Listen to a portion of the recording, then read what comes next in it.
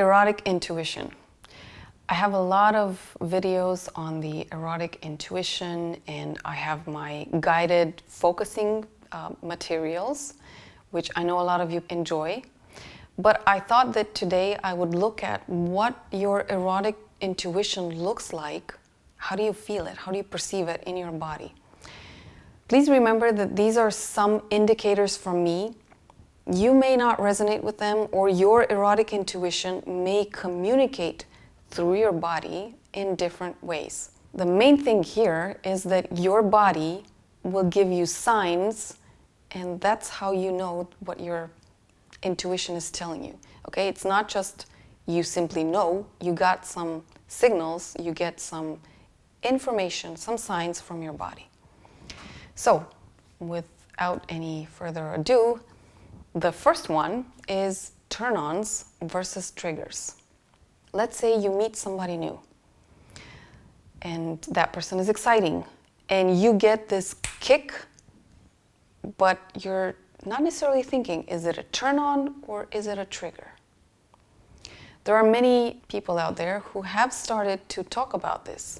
When you meet a person and you all of a sudden feel butterflies in your stomach, or you have some pressure in your chest, or you have this explosion in your chest, that may not be the ideal person. In fact, the healthiest sign is that you feel at peace.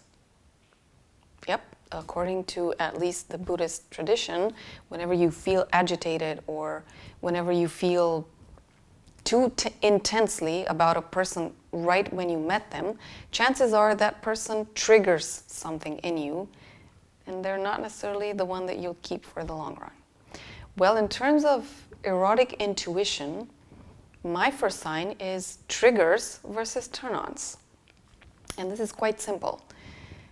Somebody that triggers you is somebody that catches your attention, you somehow feel a boost of energy, you don't know where it's coming from, and all of a sudden you get a lot of emotions coming up to the surface. That's a trigger. Hey, they may be exciting, but it's still a trigger. A turn-on, it's much simpler, and especially in the case of women, the turn-on signal, it's much more diffuse. And it's located in just one place in your body. Yes, the vagina. How would I know? Well, guess what? Most people that I fell for in my life, I got triggered, and I felt exactly this in my chest, explosions. Only once did I feel a turn-on. It was located in the southern regions of my body. And yeah, it turns out I can be very peaceful in the presence of that person, as opposed to other people that were extremely intimidating to me, and I couldn't explain why. That's erotic intuition. The second sign is aliveness versus agitation or intimidation.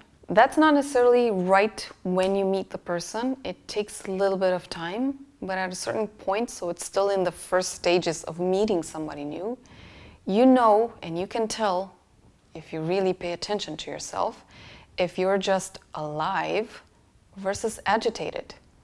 When you're thinking of the person, when you're about to meet the person and you know it, is it something? Aliveness is not so explosive. Aliveness, it's just a, how do I say this? Moderate or medium feeling of being alive. It's not, you're not like a volcano. You're not depressed either. You're just alive. Agitation, right, like I'm speaking right now, is like you're ballistic and you're extremely nervous. You change a lot of clothes. You brush your hair in so many goddamn ways, and it's like nothing that you do is perfect enough for you to present in front of that person. And it's not because that person is demanding, it's because you're probably agitated / intimidated by the person. Aliveness, it's much more subtle. Agitation, wow, that's the extreme. That's your erotic intuition telling you if you're just alive, feeling aliveness, yeah, the person is probably healthy for you. If you're agitated and intimidated, no, it's not. They don't even have to do something. Whatever you see in them makes you agitated, intimidates you. And unless you work on those things, probably you are less likely to hold yourself or maintain yourself in a healthy, beautiful way in the presence of that person. That's erotic intuition for you. And sign number 3, desire versus craving. Okay, that's again obvious. Desire is an intense emotion, but it's not the extreme one. Craving, boy, that will drain you of energy. That will not allow you to sleep at night. That will consume a lot of your time thinking of a person that probably never did anything. You know, you're still being, that's your erotic intuition telling you, long after you've met the person, that if you just desire them, and desire, it's that force, that drive that makes you get courage and get energy to do stuff in your own life. So your desire for a person will just spark you and you work better, you're much happier or much joyful in the relationship with your friends, with colleagues, in the projects that you have, versus craving where you're drained of energy because you need, it's like you're stoned and you need your next hit. That's erotic intuition, one more time. And in the way I presented them, they're right when you met the person, shortly after, and then on the long run, after you've met somebody. This is how your erotic intuition will tell you, at least this is how I see it, and how I've seen it not just in me, but in people that I've worked with, how your erotic intuition communicates when somebody's right, or a match, versus when somebody's, well, a lesson. I'll put it like that. So I hope that this gives you at least a little bit of perspective, and I encourage you to think about, well, how you have had signals in your body, and you really need to start becoming aware of your body to be able to spot yourself when you're feeling alive, or when you're turned on, or when you're feeling desire, versus when you're feeling triggered, agitated, intimidated, or craving somebody.